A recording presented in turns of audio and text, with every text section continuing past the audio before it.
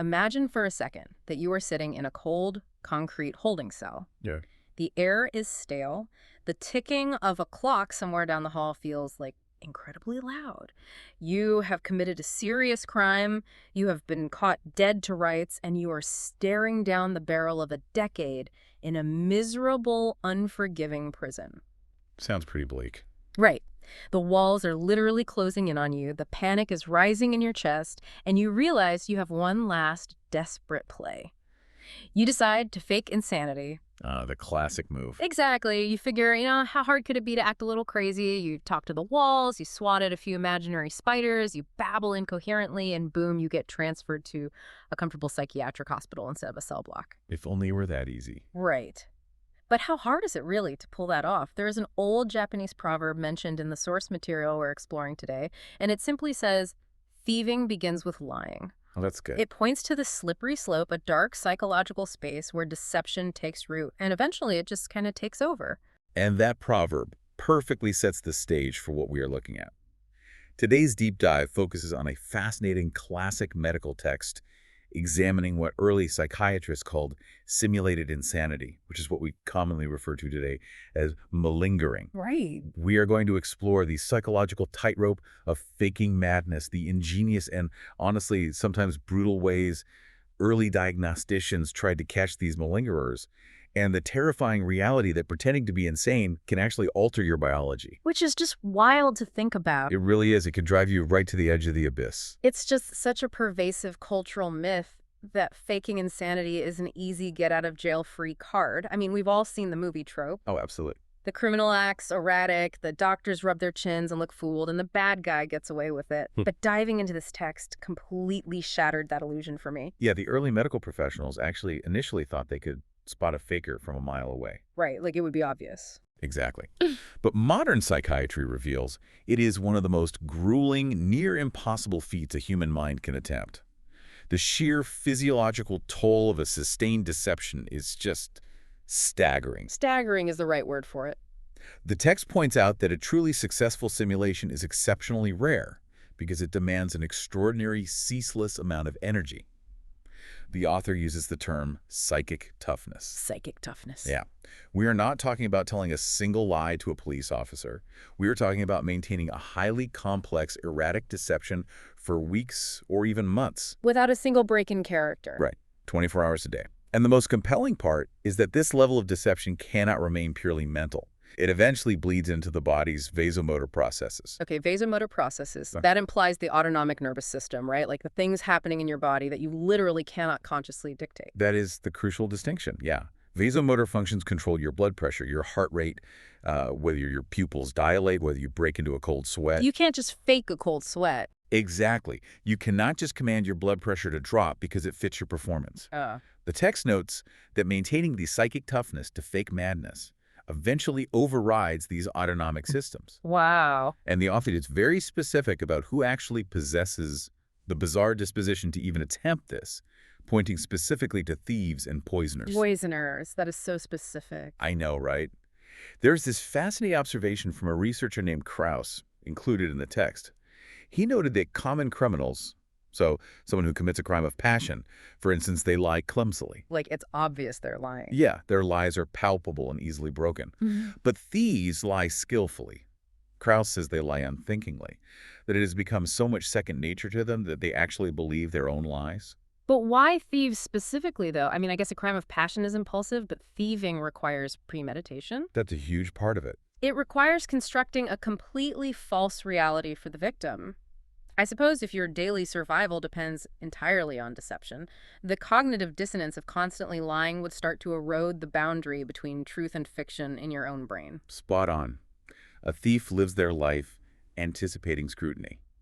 They're constantly managing a dual reality, what they know to be true and what they need the world to see. Right. A researcher named Delbruck described this phenomenon as developing a double consciousness. A double consciousness. Yeah, think of it like a computer trying to run two entirely different operating systems at the exact same time. The hardware simply is not built for it. No, it would crash. Exactly. Eventually, one system is going to crash, or they are going to corrupt each other. The liar gets hypnotized by their own game, and those two mutually exclusive realities begin to fuse together. That immediately makes me think of, like, method acting, but taken to an incredibly dark pathological extreme. Oh, that's a great comparison. Because you hear stories of actors who stay in character off camera for months, and they talk about losing touch with their actual identity. Yeah, it takes a serious toll. But the saving grace for a stage actor is that they know the camera will eventually stop rolling. They know they can go home and take the makeup off. Right. These pathological swindlers, as the text describes them, they do not have a director to yell cut. They're trapped in the performance. Which introduces a massive physiological problem. If running those two operating systems, that double consciousness, requires such a relentless expenditure of conscious energy, how does some criminals sustain it for months while under constant medical observation? Because nobody has that kind of stamina. Right, no human possesses that kind of limitless willpower. Yeah. The conscious mind needs to rest. And this leads the text directly into the realm of the subconscious, specifically focusing on the concept of hysteria. Yeah, the text suggests that many of the people who attempt to malinger already possess an underlying hysterical disposition. So they have this incredibly fertile ground in their minds for something called autosuggestion. And autosuggestion is a incredibly powerful mechanism. If the conscious mind is exhausted from maintaining the lie, a mind with a hysterical disposition will essentially transfer the burden of the performance to the subconscious. So they stop actively faking it. Exactly. To use an analogy, it is like driving a car on a grueling road trip. You're exhausted, your hands are gripping the wheel, your foot is cramping on the pedal. Autosuggestion is the equivalent of the car suddenly switching into a highly advanced cruise control. The car just drives itself. The subconscious takes the wheel. And the terrifying part is that once the subconscious is driving, the driver realizes they can no longer touch the brakes. The symptoms become completely automatic, operating entirely at the expense of conscious control. And the examples the text provides of what this hysterical autosuggestion looks like in practice are just, they are pure nightmare fuel. Truly brutal. We are talking about gruesome, violent extremes that defy basic self-preservation. Yeah, the physical manifestations are shocking. The author details a case of a woman who wanted to avoid work and secure a free long-term stay in a hospital. Okay. Through this hysterical disposition, she developed such an intense localized numbness that she was able to intentionally burn her own feet with sulfuric acid Oh my God. in the most atrocious manner without reacting to the agony. That is just hard to hear. It gets worse.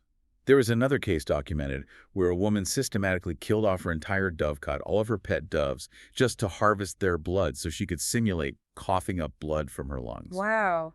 It requires a level of detachment from reality that is hard to even fathom. Definitely. And the researcher picked documented cases where this splitting of reality was entirely mental, without the physical self-harm. All right, the fantasy cases. Yeah, there was a young girl who spent her days fantasizing about being an empress.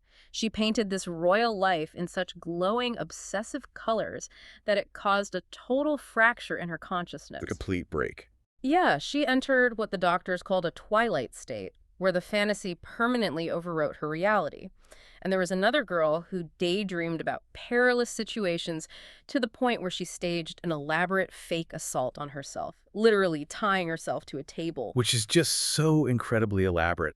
The clinical observations of these patients forced the psychiatrists of the era to completely reevaluate their diagnostic criteria. They realized they were no longer reckoning with the possibilities of normal psychology. Okay, wait, hold on. I have to interject here because this brings up a massive philosophical contradiction. Okay, let's hear it. If someone's subconscious has taken over so completely that they can pour sulfuric acid on their own feet and genuinely feel no pain, are they even faking anymore? That is the million-dollar question. Right, because if your brain has physically altered your nerve reception to make the lie your reality, haven't you just actually crossed the line into madness? At what point does simulation just become a legitimate psychiatric condition? That paradox is the exact muddy water the early diagnosticians were drowning in. The text argues that in these severe hysterical cases, the label of simulation becomes almost irrelevant. Because it's real to them now. Exactly. The conscious lie, the initial decision to fake an illness, acts as a catalyst. It's a spark that ignites a pre-existing powder keg of mental instability. Once the explosion happens and the subconscious autosuggestion takes over, The patient is genuinely experiencing the delusion or the physical numbness. So the acting stops. Yes. Yes. They are no longer faking symptoms. They are a victim of a mind that has fractured under the weight of its own deception. Wow. So if that is the long-term chronic effect of lying over weeks and months, I am really curious about the opposite end of the spectrum. The acute cases. Yeah, the text shifts gears to look at what happens in the span of like 5 seconds. What happens to the human brain the exact moment the handcuffs click? We are moving from premeditated, elaborate deception to the very real, immediate mental breakdown caused purely by acute bear. The sudden shock of arrest or impending punishment triggers a completely different mechanism.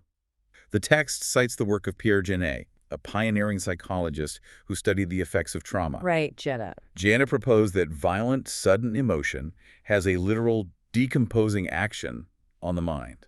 Decomposing action. That's a strong phrase. It is. It is not just a feeling of being scared. The terror actually disorganizes your mental synthesis. It severs the connections between your thoughts, paralyzes your willpower, destroys your ability to focus, and reduces you to automatic, almost robotic movements. Okay, yeah. The researcher Bass documented this in himself. During a massive earthquake in Japan, he noticed a total emotional and physical paralysis. His visual perception was perfectly fine. He could see the building shaking, but his ability to feel emotion or execute complex movements was completely gone. The fear just shut him down. The fear had literally decomposed his mental faculties. It's the ultimate system failure. I mean, think about examination fright or stage fright. Oh, sure. You prepare for a massive job interview. You know the material backward and forward. You walk into the room, they ask you your name, and nothing. The blue screen of death. You just go blank. Your brain just halts. But the text is exploring this natural human phenomenon dialed up to a catastrophic clinical level in the context of the criminal justice system. Exactly. And the text highlights a fascinating case study to illustrate how this decomposing terror can mimic simulated insanity. The mentally defective man, right? Yes, a mentally defective man was accused of rape, which is obviously a highly severe charge. When he was brought into the asylum for observation, his behavior immediately appeared suspicious. He stuttered uncontrollably, he gaped blankly at the doctors, and as he walked around the room, he constantly made these sharp, rigid, bizarre military turns. Which makes him look like a textbook bad actor. Right. To an untrained eye, it looked like a clumsy criminal putting on a terrible performance of profound stupidity. Right. Except after 5 days in the asylum, his mind suddenly cleared. The stutter vanished, the robotic turns stopped. He wasn't faking at all. Wow. The sheer terror of his arrest, combined with the utterly alien environment of the psychiatric ward, had completely overwhelmed his baseline cognitive abilities. His mind had decomposed under the stress, and it took 5 days for his mental synthesis to stitch itself back together. His brain essentially went into safe mode just to survive the shock. That's a perfect way to put it. And the second case study involving acute terror is brilliant because it introduces a way to objectively test for it. Oh, Rickland's experiment, yeah. Yeah, it involves a 17-year-old boy, also accused of a serious crime, who was exhibiting extreme embarrassment and an absolute inability to answer the most basic questions. Right. The doctors wanted to know if he was playing dumb or if he was genuinely paralyzed by fear. So Dr. Rickland used word association tests, but he introduced an ingenious twist, a ticking metronome. Rickland's experiment is a masterclass in cognitive testing. He had the subjects listen to a ticking metronome and ask them to draw pencil strokes on a piece of paper in time with the ticks, all while trying to answer the word association prompts. So he's making them multitask. Exactly. He was deliberately forcing a division of attention. He was artificially increasing the patient's cognitive load. But why does a metronome prove whether someone is faking or not? Because of how deception functions in the brain. A liar is already running 2 mental tracks, the lie they are telling and the truth they are hiding. Right. If you introduce a third track, the metronome, you would expect a faker to stumble on their lie. They might accidentally blurt out the truth because their attention is divided, but that is not what happened with the 17-year-old boy. What happened? The added cognitive load of the metronome completely destroyed his ability to process basic concepts. His word associations deteriorated into completely meaningless, gibberish or mechanical, echoing repetitions. So it proved that the freezing wasn't a performance. Exactly. If he were just faking, the metronome would have ruined his act. Sure. But because he was genuinely paralyzed by terror, the metronome overloaded his base-level processor. It is like trying to solve an advanced calculus problem in your head while a fire alarm is blaring inches from your ear. You literally do not have the bandwidth to form a coherent thought. Absolutely impossible. So we have explored premeditated deception, we have looked at the terrifying power of subconscious autosuggestion, and we have seen the decomposing effects of acute terror. The text then brings all of these threads together into one incredible, ultimate case study that completely baffled the psychiatric expert. Oh, the masterpiece of deception. Yes. This brings us to the case of Jay. Jay was a wandering mill hand with a long history of grifting. He managed to embezzle the life savings of his wives, yes, multiple wives, and went on the run. As you do. Right. When the authorities finally caught up with him and placed him in solitary confinement, he immediately began to exhibit highly erratic behavior. He gave confused, nonsensical answers to the guards, claimed there was a murderer hiding under his bed, and insisted he saw imaginary spiders crawling on the walls. So the prison doctor takes one look at him and suspects he is catatonic. Right. And catatonia, in this psychiatric context, refers to a severe psychomotor disturbance. A catatonic patient might exhibit profound, rigid immobility, completely unresponsive to their environment, or conversely, purposeless and excessive motor activity. Okay. The prison doctor assumes Jay's brain has broken from reality, so he is transferred to the asylum for rigorous observation.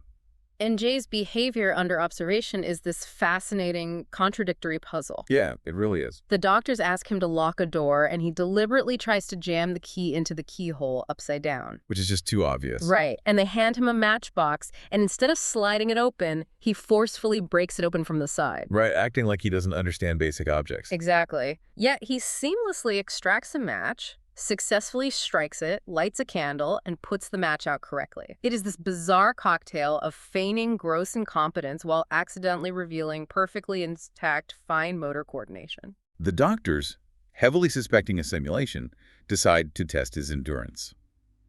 This is where the physical extremes we discussed earlier with vasomotor processes come back into play. Oh, this part is intense. It is. In one instance, Jay stood completely rigid by his door for an hour and a half.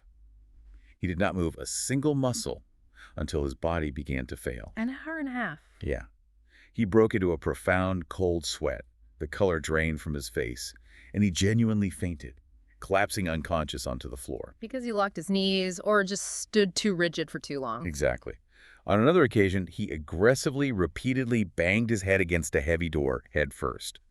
And when the doctors administered deep needle pricks to test his sensory response, he exhibited a total lack of pain sensation. He barely flinched. I am just in sheer awe of the biological paradox happening inside this man's body. It's hard to wrap your head around. Jay is making a conscious, calculated choice to fake badness. He is actively thinking, I'm going to stand by this door like a statue so the doctors think I'm crazy. Yet his body reacts with genuine, involuntary extremes. He didn't fake the fainting spell. His blood pressure legitimately plummeted from the strain. Yeah, you can't fake passing out like that. And he didn't fake the pain immunity. His brain actually blocked the sensation of the deep needle pricks.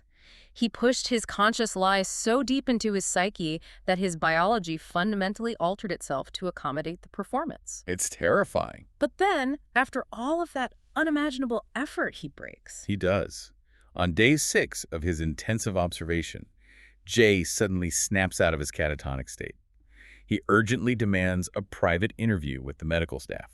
And his confession is remarkably mundane. It's almost pathetic. Totally anticlimactic. He admits that he faked the entire episode because he was scared for his family's reputation following his arrest. He was terrified, he didn't know what to say to the interrogators, and he thought answering questions would only make his situation worse. But the real reason he gave up, Yes. Tell them. he confessed because he simply got sick of always lying in bed. It is the most anticlimactic ending possible. After violently banging his head against a door and enduring deep needle pricks, he just got bored and tired of the bed rest. I know, it's wild. But the doctors, knowing the complex layers of deception we've been talking about, they didn't just take his confession at face value. Right, they had to be sure. They followed up with objective cognitive testing. They administered Kreplin's arithmetic tests, which involve continuous basic addition over a set period. Okay, so just doing math problems. Exactly. Kreplin's test is designed to measure cognitive fatigue and attention span over time. Even though Jay had confessed and was ostensibly acting normal again, he performed terribly on the arithmetic. Really? Yeah, his error rate was abnormally high, and his processing speed plummeted as the test went on. Which proves what, exactly? It proves that his mental battery was fundamentally drained. His energy and attention were rapidly tiring because his brain was exhausted from the 6-day performance. The conscious effort required to sustain that double consciousness had severely depleted his actual cognitive reserves. So how did the medical board ultimately judge this masterpiece of a performance? They ruled that Jay was only partially responsible for his simulation. Wow. Partially responsible. Yeah, the performance was so unyielding and the physical toll on his vasomotor system so real that before his confession, the experts were on the verge of diagnosing him with either dementia praecox or Ganser's syndrome. Let's define those for a second, because those are heavy clinical diagnoses. Dementia praecox is an older psychiatric term, right? Yes, dementia praecox was the historical term for what we now generally classify as schizophrenia. It literally translates to a premature out-of-mindness or premature deterioration of the brain. The doctors thought his mind was genuinely fracturing. And what about Ganser's syndrome? Ganser's syndrome is uniquely relevant here. It is often characterized by a patient giving approximate or completely senseless answers to very simple questions. The text describes Ganser's syndrome as a simulation that is simply slipped out of the conscious mind and deeply into the subconscious. So they start off faking it, but then... The person starts by faking the absurd answers, but the act gets transposed into their underlying psychology until they can no longer control it. So the doctors are essentially saying that his fake insanity was so good, it proved he was mentally unstable. If we connect this to the bigger picture and look at the overarching thesis of the source text, the conclusion is profound. Yeah.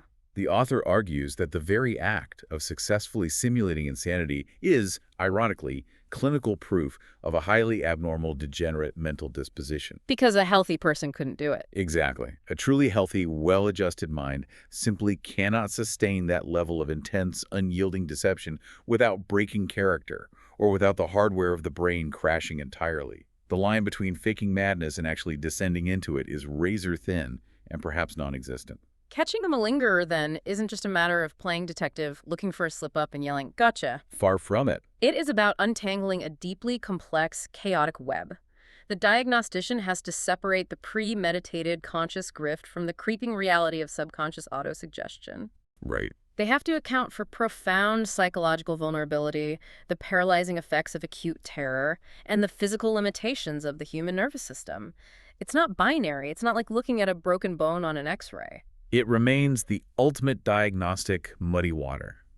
The observer is tasked with finding the exact microscopic point where a conscious, desperate lie morphs into an undeniable physiological reality. Which leaves us with a pretty chilling final thought to mull over. Always the best part. Obviously, most of you listening will never find yourselves in a concrete holding cell trying to fake a psychiatric breakdown to avoid prison. Let's hope not. Let's hope not. But think about the everyday masks we wear in our own lives. Oh, absolutely. The plastered-on customer service smile you wear for 8 hours a day at work. The brave, unwavering face you put on for your family during a grinding personal crisis. Or the highly curated, impossibly perfect persona you present on social media. We all do it to some extent. We do. And the source material shows us that the human brain is incredibly malleable and the subconscious is always listening. If you pretend to be something for long enough, putting all of your psychic energy into a role day after day, month after month, at what point do you stop acting? That's the scary part. Do you eventually become the mask? Next time you find yourself stuck in a role you've created, remember the immense toll it takes on the machinery of your mind and ask yourself who is really in control.